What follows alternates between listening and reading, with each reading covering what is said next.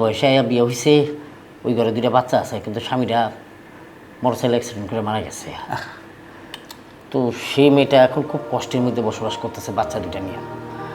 তো ভাবছিলাম যদি ওরে আমি বিয়ে করি, হয়তো ওর একটা সাপোর্ট হইলো, মাথার উপরে একটা ছাতা এলো, আমারও সংসারে তোমাদেরও একটা ভাবি থাকলো, এই আর কি। সেই জন্যই তোমাকে এই কথাগুলো বলা। আসলে ভাইজান, আপনি এ পর্যন্ত আমার সাথে অনেক কথা বলছেন, যেটা যুক্তিসঙ্গত সেটা আমি পক্ষে ছিলাম, যেটা যুক্তিসঙ্গত না সেটা আমি কিন্তু আপত্তি জানাইছি। কিন্তু আজকে আপনি আমার সাথে যে কথাটা শেয়ার করলেন আসলেই একটা মহৎ কথা। তবে এটা আপনি করতে পারেন, এখানে আমার আর কোনো আপত্তি নেই। আলহামদুলিল্লাহ, তোমার এই কথাটা শুনে আমার খুব ভালো লাগছে। দুলা ভাই, অনেক তো ঘর জমাই হয়ে থাকলেন, এবার না হয় আপনার বাড়িতে আপনি চলে যান। আর কতদিন এভাবে থাকবেন? লজ্জাও তো করা দরকার, তাই না? আমি কিন্তু তোমার কথার মানে বুঝতেছি না। দুলা ভাই, এখানে না বোঝার কি আছে?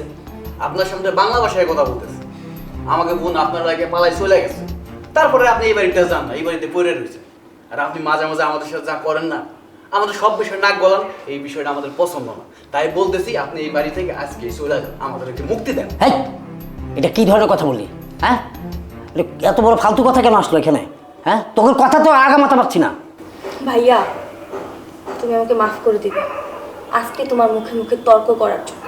দেখো ভাইয়া, তুমি কি বললা? ফালতু কথা বলছি না? শোনো ভাইয়া, অনেক সহ্য করছি। এই যে দুলা ভাই আছে না, আমাদের সব বিষয় সব কিছুতে নাক গলায়, আমার ভালোবাসার মাঝখানে বাধা হয়ে দাঁড়িয়েছে। আমি না এগুলো সহ্য করতে পারতেছি না, বুঝছো? শোনো, লাস্ট একটা কথা বলি তোমাকে, যদি দুলা ভাই এই বাড়িতে থাকে, আমি আর ভাইয়া এই বাড়িতে থাকবো না, এই বাড়ি থেকে চলে যাবো। তোমরা যাবে কেন এই বাড়ি থেকে? এই বাড়ি তো তোমাদের। আমি প্রয়োজনে এই বাড়ি থেকে চলে যাব।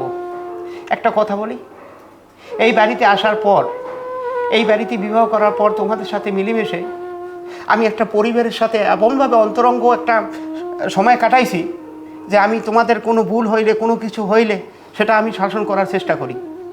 আমি যদি তোমাদের শাসন করি, তোমরা যদি সে পথ থেকে না আসো, আমি বাধ্য হয়ে জাকির ভাইজানকে বলি যে ভাইজান, ওদের আপনি শাসন করেন। কেন? যাতে ওরা ভুল পথ থেকে ফেরত আসে। আর সত্যি তোমাদের কথা শুনে আমার অনেক খারাপ লাগছে। তোমরা আমাকে মাফ করে দিও। আমি কাপড় চোপড় গুছাইয়া ব্যাগ নিয়ে এখনই বাসার থেকে বের হয়ে যাচ্ছি।